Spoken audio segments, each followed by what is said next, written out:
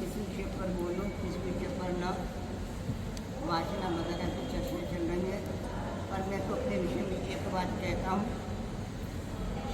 तुलसीदास जी ने अपने विषय में एक बात कही है, शायद वो दुआ बड़े भैया को याद होगा। हाँ, वो कहते हैं, अपने विषय में कहते हैं कि यदि मुझको बेचा जाए, बेचूँ तो खोटे दाम न मिले और रखने का कोई काम नहीं।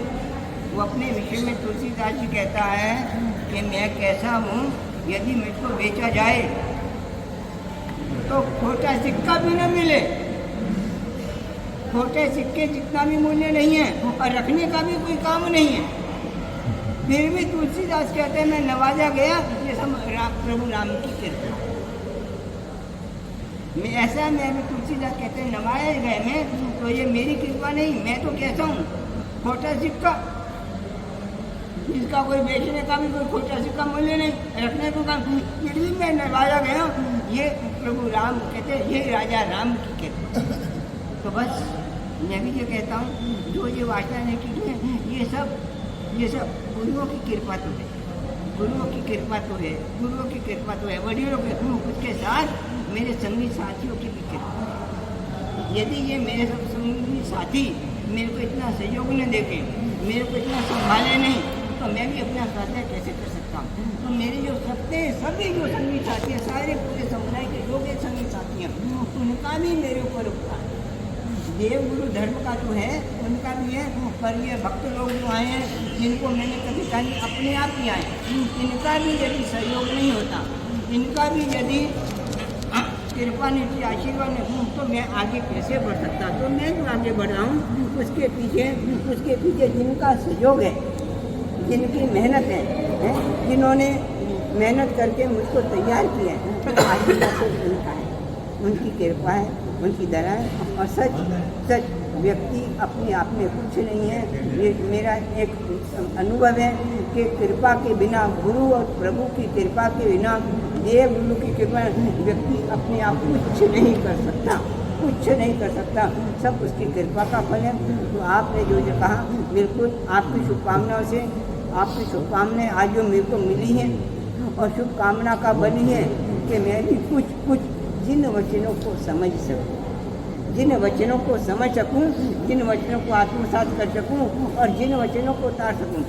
सच जीवन में यदि जिन वचन नहीं है, तो तरने का कोई मार्ग नहीं, न सुख को सीख सकता है, न पर को सकता है, मात्र एक ही है, जिन वचन। और यदि आपके पास दो चीज़ें हों, मात्र दो चीज़ें चाहिए, एक जिन वचन और एक जिन स्वरूप, बस। करने के लिए दो चीज़ें, एक जिन वचन और जिन स्वरूप।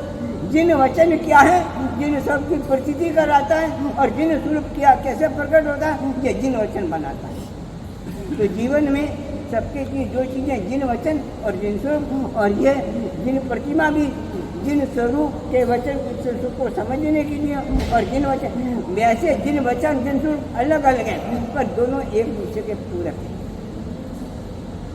और सबसे ज़्यादा मत देखो, एक बात समझो, हमारा संसार में जन्म मरण का कारण एक समझना, आज भी हमारे चित्त में जो महत्व है, जिन वचन और जिन स्वरूप का नहीं है, जितने संसार का और संसारिक संबंधों का है, और यह जिन वचन और जिन स्वरूप की भाव आशातना है, ये भाव आशातना है। क्यों? और जब तक संसारिक चीज़ों का महत्व रहेगा, सांसारिक संबंधों का महत्व रहेगा, तब तक जिन वचन में समझ नहीं सकेंगे, जिन वचनों के प्रति प्रीति पैदा नहीं होगी। तो हम जितना भी सांसारिक संबंधों का हमारा जो महत्व है, आज भी तारीख में हमारे चित्त में परमात्मा का इतना महत्व नहीं जितना पैसे का है, जितना प्रतिष्ठा का है, जितना लोगों का है, जितना लौकिक दृष्टि का है। और यह हमारे जन्म मरण का, संसार के दुखों का मूल है, ये मूल है पर के ऊपर। तो परमात्मा के, तो हम जितना पहले संसार के प्रति जो हमारा भाव है, ममत्व भाव है, वो छोड़कर परमात्मा के प्रति पहले भाव आए। परमात्मा के भाव बाद में आना, पहले संसार के प्रति भाव टूटे। संसार में आज तक हमको दुख नहीं लगा, सुख लग रहा, समझना। संसार में आज तक हमको सुख नहीं लगा, दुख नहीं लगा, सुख लग रहा। जब परमात्मा को संसार में दुख लगा, दुख रोवे दुख वाले दुखानुबंधे, दुख में भी सुख हमको लग रहा है। ये हमारा कितना मोह मिथ्या दुखाव दे। यहाँ परमात्मा ने दुख की बात की, उसको वेदन हुआ कि जो दुख दुख दुख, और वहां हमको सुख लग रहा है।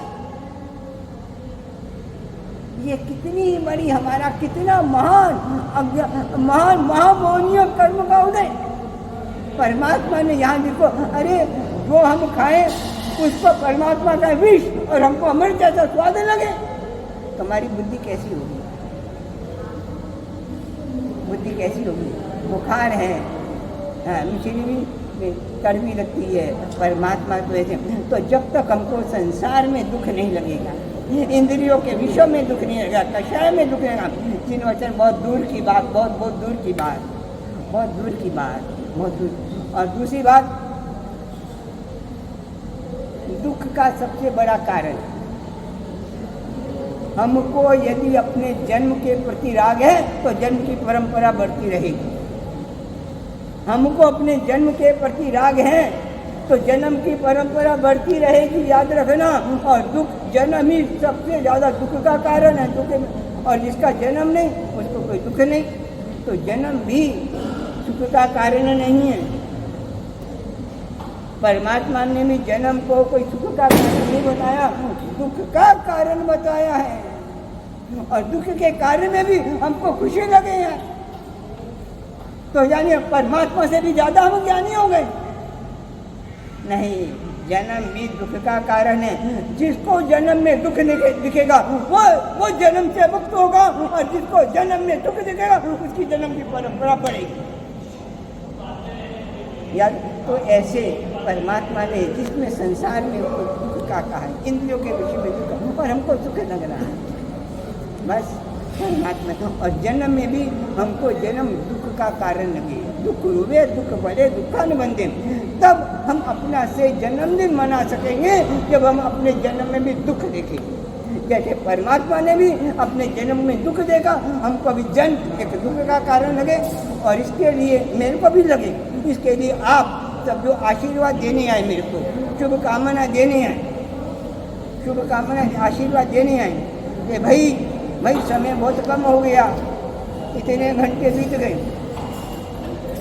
सीधी सी बात, 3 घंटे का पेपर होता है, 1 घंटा बच जाता है, फिर कहते हैं 2 घंटे रह गए, फिर कहते हैं 1 घंटा रह गया, फिर कहते हैं 5 घंटे रह गए। आप भी मेरे को इस तरह चेतावनी आए कि भाई जीवन के 65-64 साल चले गए, अब जाने की तैयारी जल्दी कर, क्या पचड़े में पड़ा हुआ है तू? तो आपका भी पाठ जिस तरह वो घंटा बजाने वाला परीक्षा को चेताता रहता है, इतना समय चला गया, तो आप भी मेरे को चेताने के लिए आए, कितना समय चला गया, अब कहें काल की नैया चुक रही, दिन में खैर काल जा रहा चेत।